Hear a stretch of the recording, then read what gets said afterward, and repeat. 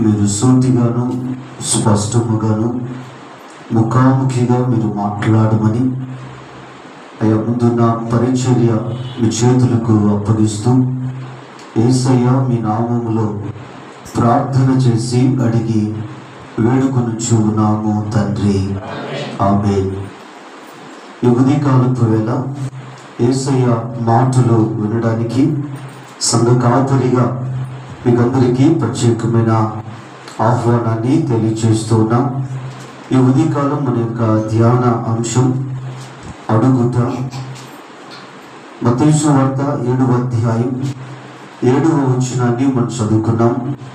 యేసుక్రీస్తు ప్రభుల వారు కొండ మీద ప్రసంగంలో ఆయన వచ్చిన అశేష జన సమూహములతో యేసుక్రీస్తు ప్రభుల వారు ఆయన నోరు తెరిచి ఆయన ఇలాగున బోధిస్తూ 7వ అధ్యాయం 7వ వచనంలో అడుగుడి మీకు ఇవ్వబడును అని యేసుక్రీస్తు ప్రభుల వారు ఆయన బోధిస్తూ అడుగు ప్రతి వాడును పొందును అని యేసుక్రీస్తు ప్రభుల వారు ఈ మాట ఆయన మనకు తెలియజేస్తూ ఉన్నారు.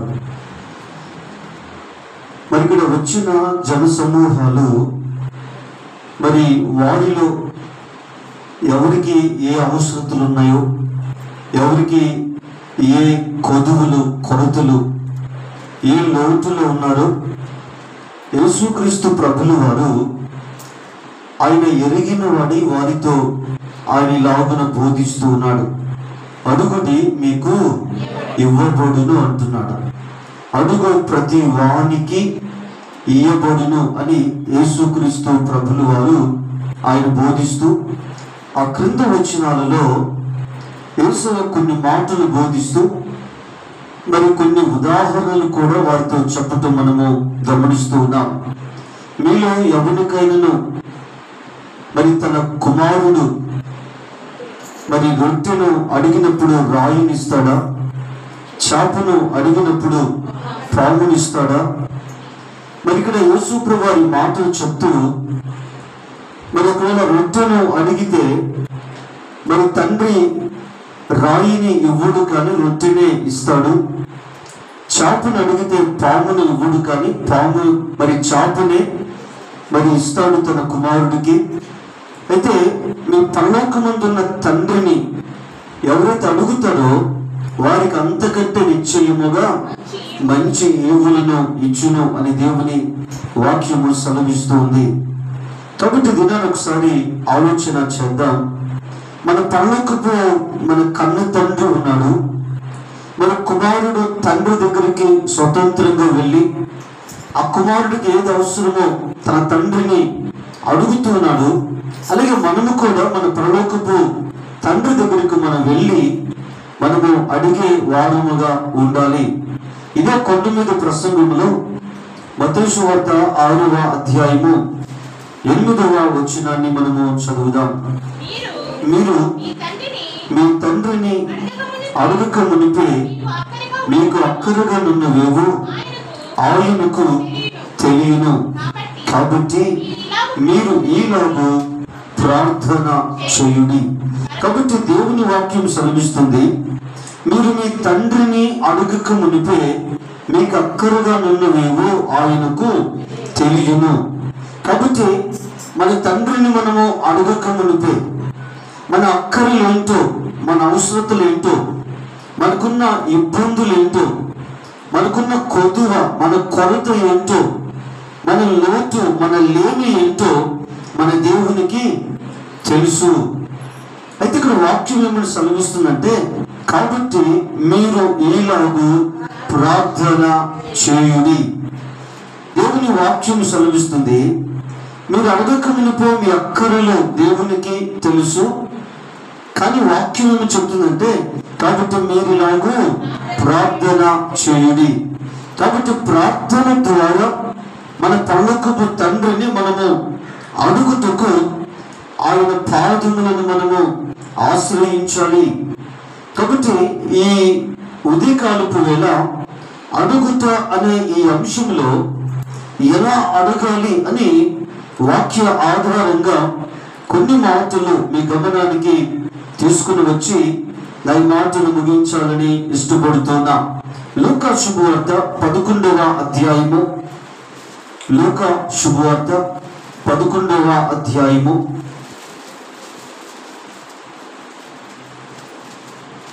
5వ వచనాన్ని చదువుదాం.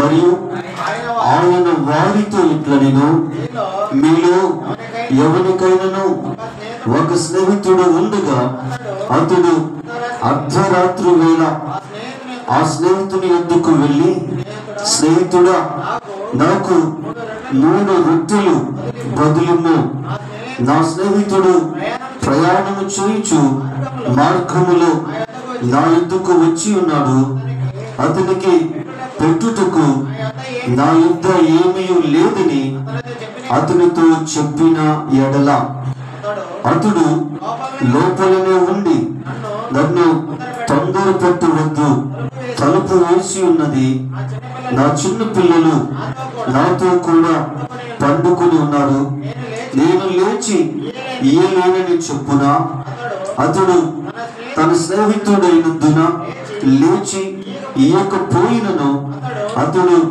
సిగ్గుమాలి మాటి మాటికి అడుగుట వలన నైనను లేచి అతనికి కావలసినవన్నీ ఇచ్చును అని మీతో చెప్పుచున్నాను. చల్లండి. యేసుక్రీస్తు ప్రభులు వారు మరి ఇక్కడ ఆయన చెప్పిన ఉపమానమును గమనిస్తే, మరి 2 స్నేహితులు ఉన్నారు. ఒకరోజు అర్ధరాత్రి వేళ ఆ ఇద్దరిలో ఒక స్నేహితుని వద్దకు తన స్నేహితుడు ఆయన ప్రయాణమై ఆయన వెళుతూ మార్గమధ్యములో ఆ ఊరిలో తన స్నేహితుడు ఉన్నాడు అని మధ్యరాత్రి వేళ తన స్నేహితుడి దగ్గరకు వచ్చాడు. అతడు అర్ధరాత్రి వేళ వచ్చాడు తన స్నేహితుడి దగ్గరకు. మరి తన స్నేహితునికి భోజనం పెట్టడానికి ఏది కూడా ఇంట్లో ఆ సమయానికి లేదు. మరి ఇప్పుడు ఆ ఊరిలోనే తనకు దగ్గరలో ఉన్న తన స్నేహితుని ఇంటికి వెళ్ళాడు. తన స్నేహితుని ఇంటికి వెళ్ళి తలుపు తట్టి ఆయన పిలుస్తూ ఉన్నాడు. ఆయన అడుగుతున్న మాట గమనిస్తే, నా స్నేహితుడు ఆయన ప్రయాణము చేయించు మార్గంలో వెళుతూ మరి నేను స్నేహితుడై ఉన్న కారణాన్ని బట్టి నా దగ్గరకు వచ్చాడు. మరి తనకు పెట్టడానికి నా దగ్గర ఆహారం ఏది కూడా లేదు. 3 రొట్టెలు నాకు బదులుము, నేను మరలా వాటిని తిరిగి ఇస్తాను అని ఈ స్నేహితుడు తన స్నేహితునితో చెప్పటం మనం గమనిస్తూ ఉన్నాం. లోపల పండుకొని ఉన్న స్నేహితుడు అంటున్నాడు, మరి తలుపు వేసి ఉంది, నా చిన్న పిల్లలు నాతో కూడా పండుకొని ఉన్నారు, కాబట్టి ఇప్పుడు లేచి నేను ఇయ్యలేను అంటున్నాడు. కానీ స్నేహితుడు ఆయన మాటి మాటికి ఆయన మరలా వచ్చి ఆయన తలుపు తడుతున్నాడు.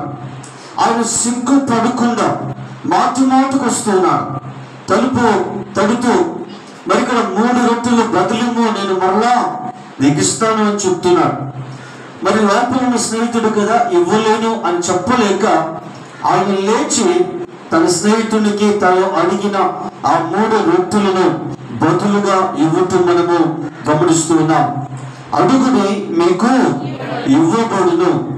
ఎలా అడగాలి అంటే, మరి సిగ్గుపడకుండా మాటి మాటికి దేవుని మనము అడగాలి అని దేవుని వాక్యము సెలవిస్తుంది. ఒకవేళ మనం ఏదైనా అవసరము కొరకు మరి ఎవరో ఒక్క దగ్గరికి మనము తరచుగా వెళుతూ ఉన్నప్పుడు 1-2 సార్లు లేకపోతే 3-4 సార్లు వెళ్ళిన తర్వాత మరి వాళ్ళు పదే మరలా మనలను వాళ్ళు తృప్పించుకుంటూ మనం అడిగినది ఇవ్వకుండా అలా ఉంటే ఒకరోజు మనకే మరి ఇక్కడ ఎన్నిసార్లు అడగాలని మనకే సిగ్గుపడుతూ ఉంటాం. కానీ దేవుని వాక్యం సెలవిస్తుంది, మరి ఇక్కడ సిగ్గుపడకుండా మరి మాటికి అడగాలి అని దేవుని వాక్యము సెలవిస్తుంది. కాబట్టి నా ప్రియ సహోదరుడా సహోదరి, తన స్నేహితుడు కదా, తన స్నేహితుని ఆకలి తీర్చుటకు ఆ ఊరిలో ఉన్న స్నేహితుడి దగ్గరికి వెళ్ళి అతడు ఇవ్వలేను అన్నా అతడు మాటికి తన ఇంటికి వెళుతున్నాడు, తలుపు తడుతున్నాడు. ఆయన సిగ్గుపడకుండా తన స్నేహితుని ఆకలి తీర్చాలని ఆ యొక్క ఆలోచనతో, ఆ కారణము చేత ఆయన సిగ్గుపడకుండా అడుగుతూ మనము గమనిస్తున్నాం. తాను అడిగిన ఆ రొట్టెలు తన స్నేహితుడు ఇవ్వటం మనము గమనిస్తూ ఉన్నాం.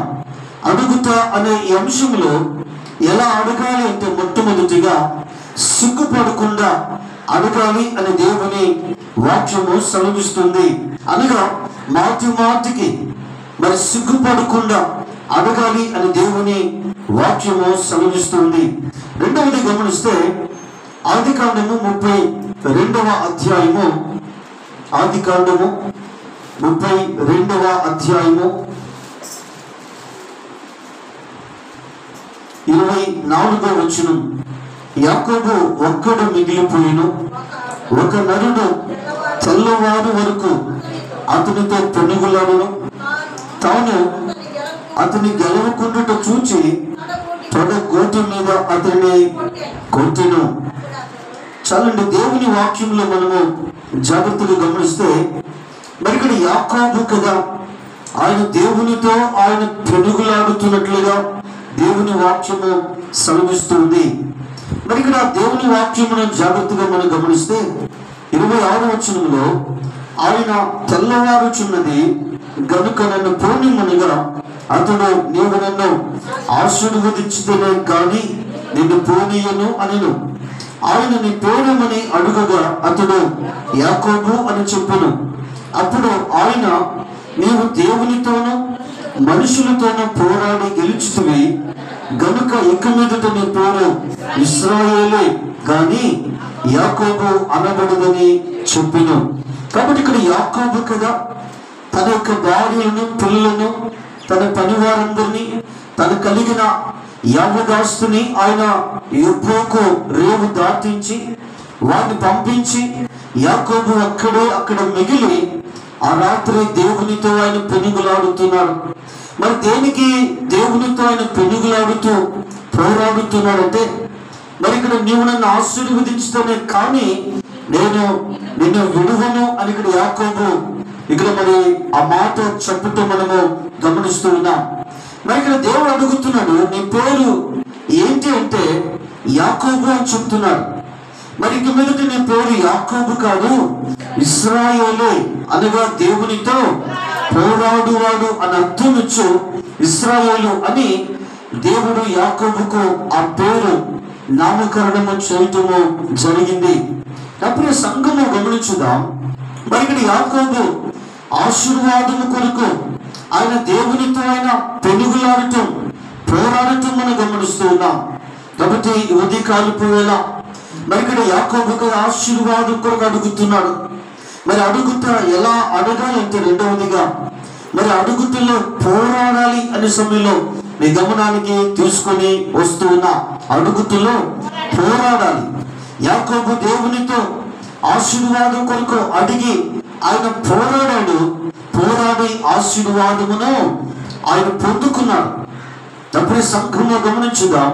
ఈ ఉదయకాలపు ఒకసారి ఆలోచన చేద్దాం. కొంతమంది ప్రైవేటు ఉద్యోగం చేస్తున్న వారు కదా, కొన్నిసార్లు వారికి ఏదైనా అవసరతలు ఉన్నప్పుడు, వారికి ఏదైనా కొద్దు ఉన్నప్పుడు కదా, కొన్నిసార్లు వాళ్ళు యాజమాన్యముతో, ప్రభుత్వముతో వారు పోరాటాలు చేస్తారు. వారి డిమాండ్స్ ప్రభుత్వం ముందు వచ్చి వారు పోరాటం చేస్తారు. ప్రభుత్వము వారి డిమాండ్స్ అంగీకరించేందుకు ప్రభుత్వం దిగి వచ్చేంత వరకు వారి పోరాటం ఆగదు. ఆఖరకు వారు పోరాటం చేస్తూ ఉండగా ఒకరోజు ప్రభుత్వం దిగి వచ్చి వారి డిమాండ్స్ కదా వాటికి ఇవ్వటం మనము గమనిస్తూ ఉన్నాం. అంటే వీరి యొక్క డిమాండ్స్ ఎలా అవి వాటిని సఫలం చేసుకున్నారంటే పోరాటం ద్వారా. కాబట్టి యాకోబు కూడా ఆయన ఆశీర్వాదమును ఆయన పొందుకున్నట్టుకు ఆయన పోరాటం చేసి దేవునితో ఆయన ఆశీర్వాదాన్ని ఆయన పొందుకున్నాడు లేదా. కాబట్టి ఉదయకాలపునప్పుడు సంఘమా అడుగుతూ ఎలా అడగాలంటే అడుగుతలో పోరాడాలి. మరి ఇక్కడ పోరాడి మనం ఏదైతే అడిగామో దాన్ని దేవుని దగ్గర నుంచి మనము పొందుకోవాలి అనే సమయంలో మీ గమనానికి తీసుకొని వస్తూ ఉన్నాం. మూడవదిగా గమనిస్తే రాజులు మొదటి గ్రంథం 18వ అధ్యాయం రాజులు మొదటి గ్రంథం 18వ అధ్యాయం 41వ వచనాన్ని మనము చదువుదాం.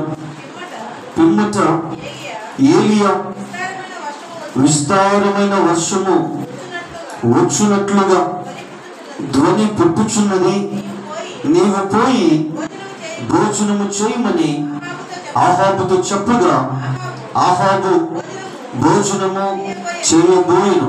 కానీ ఏలియా కర్మెలు పర్వతం మీదకి పోయి నేల మీద పడి ముఖము మోకాళ్ళ మధ్య ఉంచుకొనును. కాబట్టి దేవుని వాక్యమును గమనిస్తే మరి ఇక్కడ ఏలియా ప్రవక్త, ఆయన గురించి మనం గమనిస్తే మరి యాకోబు పత్రిక 5వ అధ్యాయంలో 17వ వచనములో అక్కడ కొన్ని మాటలు మనకు కనబడుతున్నాయి. మరి వర్షింపకుండినట్లు ఏలియా ప్రవక్త ప్రార్థన చేసినప్పుడు 3.5 సంవత్సరము వర్షము భూమి మీద దేవుడు ఆయన కురిపించలేదు. ఏలియా ప్రవక్త ఆయన మరలా ఆయన ప్రార్థన చేస్తున్నాడు. మరి షోమ్రోను పట్టణములో మరి కరువు బహుభారముగా ఉన్నప్పుడు ప్రజలు కరువు చేత కాటుకము చేత దుర్భరమైనటువంటి జీవితాన్ని వారు జీవిస్తూ ఉన్నప్పుడు మరి ఇక్కడ చాలా మంది వర్షాలు లేక పంటలు పండక మరి ఇక్కడ ధాన్యము లేక చాలా మంది వారు కరువులో మరి బలిష్ఠులైపోతున్నారు, రోగులైపోతున్నారు. కొంతమంది నీరసించి వారు మరణాన్ని చూస్తున్నారు. అంత భయంకరమైన క్షామములో మరి ఇక్కడ ఏలియా ప్రవక్త రాజుతో చెప్తున్నాడు, నీవు వెళ్ళి భోజనము చేయము. ఏలియా ప్రవక్త ఆయన కర్మెలు పర్వతం మీదకి వెళ్తున్నాడు. ఏలియా ప్రవక్త కర్మెలు పర్వతం మీదకి ఎందుకు వెళ్తాడంటే ఆయన అక్కడ ప్రార్థన చేయుటకు, దేని కొరకు ప్రార్థన చేయటానికి, మరి దేశంలో వర్షాలు లేవు, వర్షాలు లేక పంటలు అన్ని కూడా ఎండిపోయి మరి ఇక్కడ ప్రజలు కరువు కాటుకముతో ఉన్నారు. కాబట్టి వర్షముల కొరకు ఏలియా ప్రవక్త ఆయన ప్రార్థన చేటుకు కర్మెలు పర్వతం మీదకి ఆయన వెళ్ళటం మనం గమనిస్తున్నాం. ప్రవక్త దేవునికి మానవునికి మధ్యవర్తి లాంటి వాడు. దేవునికి మానవులకు మధ్యవర్తి, వారధి వంటి వాడు. కాబట్టి ప్రజల పక్షముగా ఏలియా ప్రవక్త కర్మెలు పర్వతం మీదకి వెళ్ళి ఆయన ప్రార్థన చేస్తున్నాడు. మరి ఎలా ఆయన ప్రార్థన చేస్తున్నాడంటే మరి ఇక్కడ ముఖమును మోకాళ్ళ మధ్యలో ఉంచుకొని ఆయన ప్రార్థన చేస్తున్నాడు. ఈరోజు ప్రార్థన అంటే ఈరోజు మోకరించలేని పరిస్థితుల్లో నేటి క్రైస్తవ్యం ఉంది. కానీ ప్రవక్త ఆయనకు సామాన్యుడు కాదు, ఆయనకు ప్రవక్తగా ఉన్నాడు, దేవుని చేత నియమించబడినటువంటి ప్రవక్త. మరి ఇక్కడ ప్రవక్త మోకాళ్ళ మధ్యలో తన ముఖం ఉంచుకొని ఆయన ప్రార్థన చేస్తున్నాడు. మరి ఎందుకు అంత కష్టమైన అంత కఠినమైన ప్రార్థన ఏలియా ప్రవక్త చేస్తున్నాడంటే ప్రజలు కరువులో ఉన్నారు, ప్రజలు కాటుకముతో ఉన్నారు, వారు దుర్భిక్షములో ఉన్నారు, వారు చాలా ఎదుగు మరి ఇక్కడ వ్యాధులలో బాధలో ఉన్నారు. మరి వారు తినడానికి తిండి లేక మరి వారు ఆకలితో అలమటిస్తూ, ఆకలితో చాలా మంది ఎదుగు మరి ఇక్కడ వారు వ్యాధుల ధ్వని వారు చేస్తుంటే వారి ఏడుపులు, వారి యొక్క ఆర్తనాదాలు వినినటువంటి ప్రవక్త మరి ఆయన ముఖము మోకాళ్ళ మధ్యలో ఉంచుకున్నాడు. మరి ఆయన కూడా తన శరీరము నలుగుగొట్టుకుంటూ ప్రజలు ఎలాగైతే ఆకలితో అలమటిస్తూ బాధ అనుభవిస్తున్నారో మరి ఏలియా ప్రవక్త కూడా ఆ బాధ, ఆ అనుభవానికి ఆయన వెళ్ళి ఆయన ముఖమును మోకాళ్ళ మధ్యలో ఉంచుకొని ఆయన చాలా కఠినమైన ప్రార్థన ఏలియా ప్రవక్త చేయటం మనము గమనిస్తూ ఉన్నాం. ఈరోజు ఒకసారి ఆలోచన చేద్దాం. ఒకసారి మనము ఒకవేళ ప్రార్థన అయిపోయి ఇంటికి వెళ్ళిన తర్వాత ఒకసారి ప్రాక్టీస్ చేద్దాం. మరి తల మోకాళ్ళ మధ్యలో ఉంచి ఒకవేళ ప్రార్థించాలంటే అది ఎంత కష్టతరమైనదో, మరి ఇక్కడ అంత కష్టతరమైన కఠోరమైనటువంటి మరి ప్రార్థన ఏలియా ప్రవక్త చేయటం మనము గమనిస్తూ ఉన్నాం. ఇలా ఎన్నిసార్లు ఆయన ప్రార్థన చేశాడంటే ఆయన మొదటిసారి ప్రార్థన చేశాడు, తన దాసుని కదా ఇదిగో ఎత్తైన స్థలము మీదకు వెళ్ళి సముద్రం వైపు చూడు, ఏదైనా ఎదుగో మేఘములు కనబడుతున్నాయేమో చూడని ప్రవక్త దాసుడితో వెళ్ళి చెప్తే, దాసుడు వెళ్ళి చూస్తే వర్షపు మేఘములు ఏది కూడా కనిపించలేదు. రెండవసారి ప్రార్థన చేశాడు, దాసుడు వెళ్ళి చూచాడు.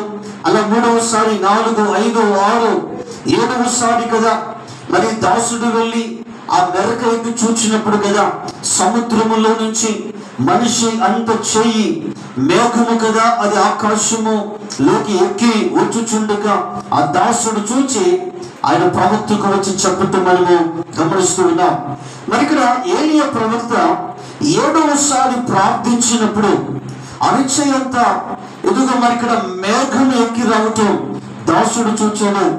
మరి ఇక్కడ కరువులో ఉన్న దేశములో దేవుడు దీవెనకరమైన వర్షమును దేవుడు ఆయన కృంభరించడం మనము గమనిస్తూ ఉన్నాం. అప్పుడు సంఘము గమనించుగా ఏలియా ప్రవక్త వర్షము కొరకు ఆయన అడుగుతున్నాడు. దేవుణ్ణి ఎలా అడుగుతున్నాడంటే ఒక పట్టుదల కలిగి అడుగుతున్నాడు. ఆయన ఒక్కసారి ప్రార్థన చేశాడు, రెండవసారి ప్రార్థన చేశాడు. మరి ఇక్కడ మేఘములు కనిపించలేదు, ఇక ప్రార్థన సాధించలేదు. ప్రార్థన చేయుట, దేవుని వర్షము కొరకు అడుగుట ఆయన మానుకోలేదు. విసుగు చెంది ఒక పట్టుదల కలిగి ఎదుగు మరి ఇక్కడ వర్షపు మేఘములు కనబడేంత వరకు మరి ఇక్కడ ఒక పట్టుదల కలిగి ఏలియా ప్రవక్త ప్రార్థన చేస్తున్నాడు. లేదా ఎప్పటి వరకు ఆయన ప్రార్థన చేస్తున్నాడు తెలుసా? ఎదుగు మరి ఇక్కడ వర్షపు మేఘములు కనిపించేంత వరకు, ఇక వర్షము మరిగా కురవబోతుంది అన్నంత వరకు ఏలియా ప్రవక్త ఆయన ప్రార్థన చేస్తున్నాడు. ఆయన పట్టుదల కలిగి అడిగాడు. దేవుడు దేని కొరకైతే ఆయన అడిగాడు, వర్షము కొరకు అడిగాడు. దేవుడు వర్షమును ఆయన కురిపించడం మనము గమనిస్తూ ఉన్నాం. మరి వర్షము కురవటం, మరి ఇక్కడ అక్కడ దేశంలో ఉన్న మరి కరువు పోయి దేవుడు ఒక చక్కటి సంతోషకరమైన దీవెనకరమైన దినములను ఆ పట్టణములో దేవుడు అనుగ్రహించడం మనము గమనిస్తూ ఉన్నాం. అప్పుడు సంఘం ఈరోజు ఒకసారి ఆలోచన చేద్దాం.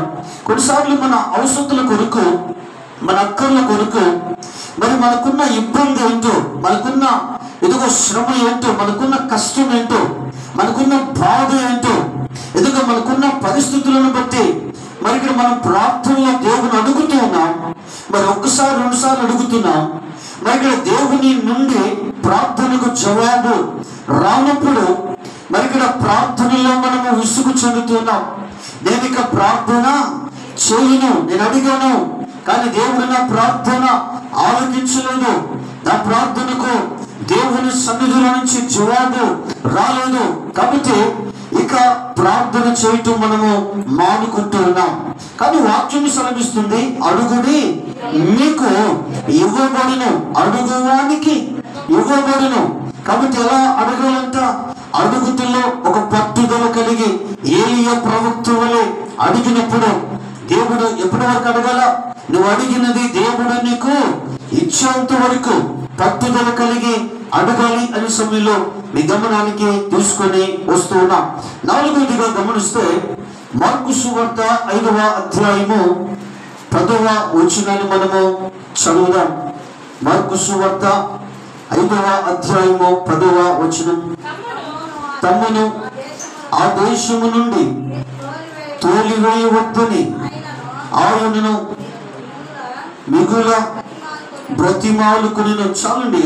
మరి ఇక్కడ ఈ 5వ అధ్యాయంలో మనం గమనిస్తే మరి 8వ వచనం నుండి 20వ వచనం వరకు మరి తరచుగా బ్రతిమలాడిన ఆ మాట, ఆ పదం మనకు కనబడుతుంది. ఇక్కడ మరి ఆ అపవిత్రాత్మలు దేవుని బ్రతిమలాడుతున్నాయి. మమ్మల్ని ఈ దేశంలో నుంచి తోలివేయవద్దు, మరి ఆ పందులలోనికి వెళ్ళడానికి మాకు అనుమతి అని ఈ సేనాలో ఉన్న అపవిత్రాత్మలు దేవుణ్ణి అవి బ్రతిమలాడుతూ ఉన్నాయి. దేవుడు వాటికి అనుమతి ఇచ్చాడు. ఆ అపవిత్రాత్మలు కదా అక్కడ ఉన్న ఆ పందులలోనికి జ్వరబడినట్లుగా బైబిల్లో మనం చూస్తున్నాం.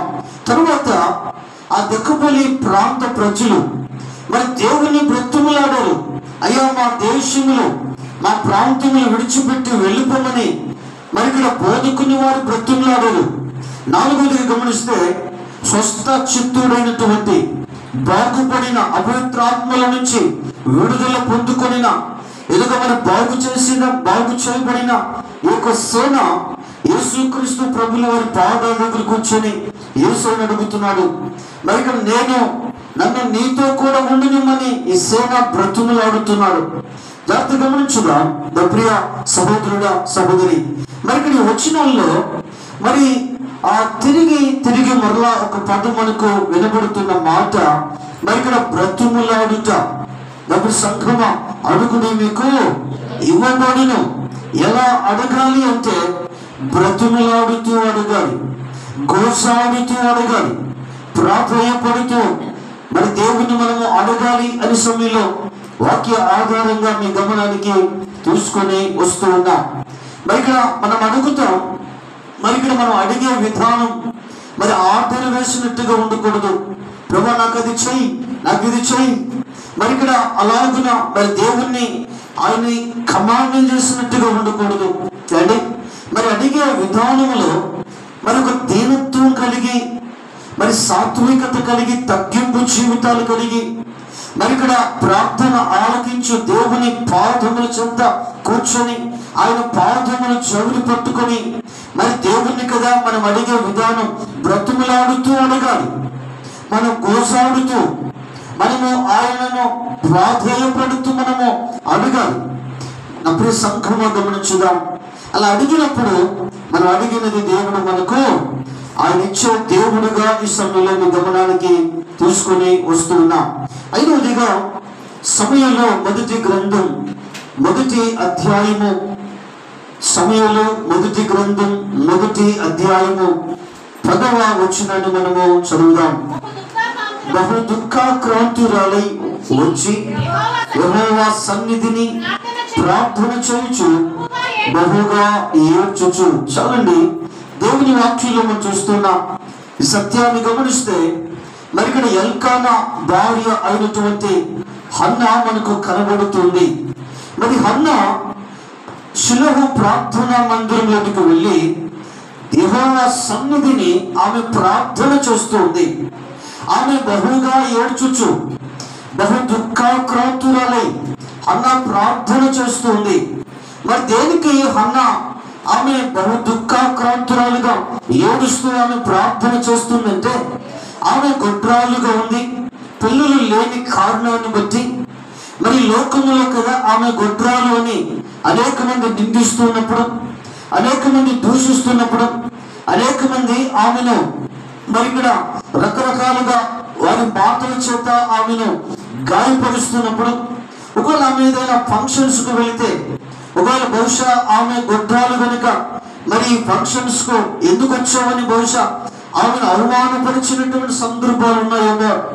మరి ఇక్కడ ఆమె మరి ఆ యొక్క అవమాన భారముతో, ఆమె వ్యాధులతో కదా, ఆమె శ్రమలో ఆమె దేవుని సన్నిధిలోనికి వెళ్ళి మరి ఇక్కడ ఆమె అనుభవించిన అవమానం, మరి ఇక్కడ ఆమె మరి ఎదుర్కొన్న ఆ యొక్క సుట్టుపోటు మాటలు, ఇవన్నీ కూడా ఆమె దేవుని సన్నిధిలో కదా ఏడుస్తూ ఆమె బహు దుఃఖాక్రాంతురాలుగా బహుగా విలపిస్తూ కదా ఆమె దేవుని సన్నిధిలోనే మరి దేవునికి ఆమె మొరపెట్టడం మనం గమనిస్తూ ఉన్నాం.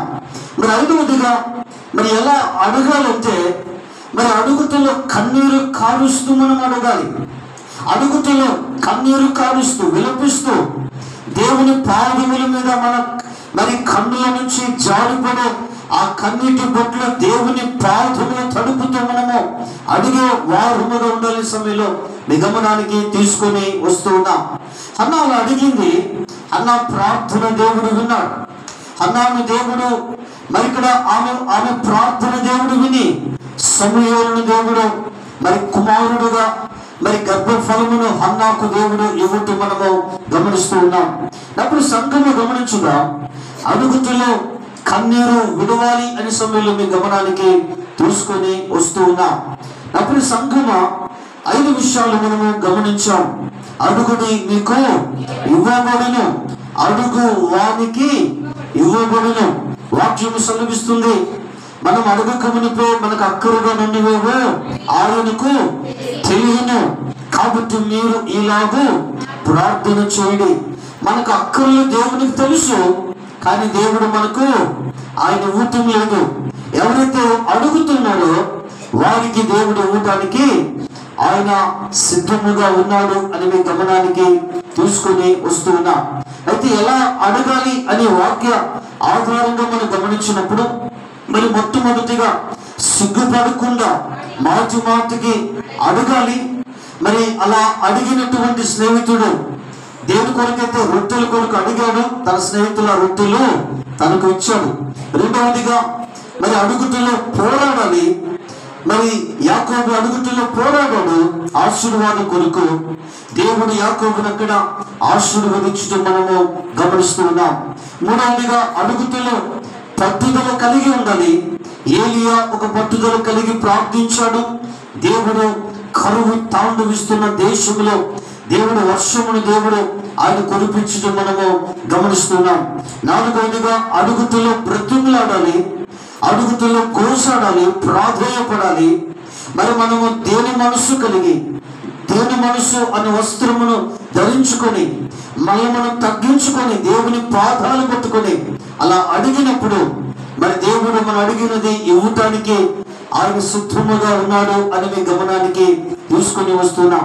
ఐదవదిగా అడుగుటలో కన్నీరు కార్చాలి. హన్నా వలె హన్నా అడుగుటలో కన్నీరు కార్చింది. దేవుడు హన్నా గర్భమును దేవుడు దీవించి సమూయేలును కుమారుని దేవుడు స్వాస్థ్యముగా హన్నాకు దేవుడు ఇవ్వటం, గొడ్రాలు అనే నిందను అవమానాన్ని దేవుడు తొలగించి మరి ఇక్కడ తల్లి అయ్యే ఒక ధన్యత, మరి ఇక్కడ తన కుమారుని చేత అమ్మ అని పిలిపించుకుని ఆ కృపను దేవుడు హన్నాకు ఇవ్వటం మనము గమనిస్తూ ఉన్నాం. కాబట్టి దీనిని ఒకసారి జాగ్రత్తగా మనము గమనించుదాం. ఒక మాట మనం చదివి మనం ముగించుదాం. ఎఫెసీయులకు రాసిన పత్రిక 3వ అధ్యాయము 20వ వచనం 21వ వచనం. మనలో కార్య సాధకమైన తన శక్తి చొప్పున మనము అడుగు వాటన్నిటికంటేను ఊహించు వాటన్నిటికంటేను అత్యధికముగా చేయగల శక్తి గల దేవునికి. చల్లని దేవుని వాక్యం సెలవిస్తుంది. అపోస్తుడైన పౌలు గారు ఉపే సంఘమునకు ఆయన పత్రికను రాస్తూ మనము అడుగు వాటన్నిటికంటేను ఊహించు వాటన్నిటికంటేను అత్యధికముగా చేయ శక్తి గల దేవుడు. కాబట్టి మనం ఎవరినైతే అడుగుతూ ఉన్నామో, ఎవరి సన్నిధిలో కూర్చొని, ఎవరి సన్నిధిలో మనము మోకరించి ఆయన పాదములను పట్టుకొని అడుగుతున్నామో ఆ దేవుడు ఎలాంటి దేవుడు అని పౌలు గారు ఉపే సంఘమునకు ఆయన పత్రిక రాస్తూ చెప్తున్నాడు తెలుసా. మనం అడుగు వాటన్నిటికంటేను ఊహించు వాటన్నిటికంటేను అత్యధికముగా చేయ శక్తి గల దేవుడు. ఏదైతే మనం అడుగుతున్నామో, ఏదైతే మనం ఊహిస్తూ ఉన్నామో, అడుగు వాటి అన్నిటికంటే ఊహించే వాటన్నిటికంటే అత్యధికముగా చేయ శక్తి కలిగిన దేవుడు. ఇంకొక మాట చెప్పాలంటే సర్వ శక్తి కలిగిన దేవుడు, ఎల్ షద్దై దేవుడు. ఈరోజు నా ప్రియ సంఘమా, ఎల్ షద్దై దేవుని విడిచి, సర్వశక్తి కలిగిన దేవుని విడిచి మరి ఇక్కడ అడుగు వాటన్నిటికంటే ఊహించు వాటన్నిటికంటే అత్యధికంగా చేయ ఎదుగ మరి సర్వశక్తి కలిగిన దేవుణ్ణి అడుగుతుల్లో కూడా మరిచి ఒక లోక వైపు చూస్తున్నామేమో, మనుషుల దగ్గరికి వెళ్ళి ఇదిగో పదే పదే అడుగుతున్నామేమో, మరి అడగవలసిన దేవుణ్ణి అడుగక మరి ఇక్కడ ఒకవేళ మనుషుల దగ్గరికి వెళ్ళి అడుగుతున్నామేమో, ఒకవేళ మనుషులు కదా నువ్వు అడిగినది నీకు ఇస్తాను అని వారు మాట ఇవ్వచ్చు, కానీ ఆ మాట వారు తప్పిపోవచ్చు. ఒకవేళ మనుషులను నమ్మి మోసపోతున్నావేమో, మనుషులు నమ్మి వంచబడుతున్నావేమో, మనుషులు నమ్మి దగాయిపోతున్నావేమో, మనుషులు నమ్మి, అధికారులు నమ్మి, లోకాన్ని నమ్మి ఒకవేళ ఇదిగో నీకు నిరాశ మిగులుతుందేమో, ఇదిగో మరి అడిగి అడిగి తిరిగి తిరిగి ఆఖరికి విసిగి వేసారిపోతున్నావేమో.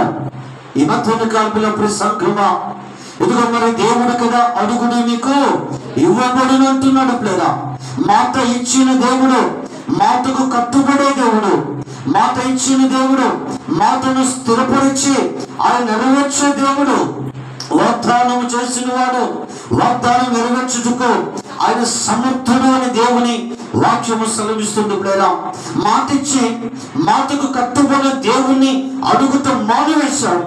మాటిచ్చి మరి ఇక్కడ మాటను మరిచి ఇదిగో మాటను విస్మరించే ఇదిగో మరి ఇక్కడ ప్రజల ఎద్దుకు వెళ్ళి, మనుషుల ఎద్దుకు వెళ్ళి, అధికారుల దగ్గరకు వెళ్ళి మరి ఇక్కడ వారిని మనం అడుగుతున్నాం.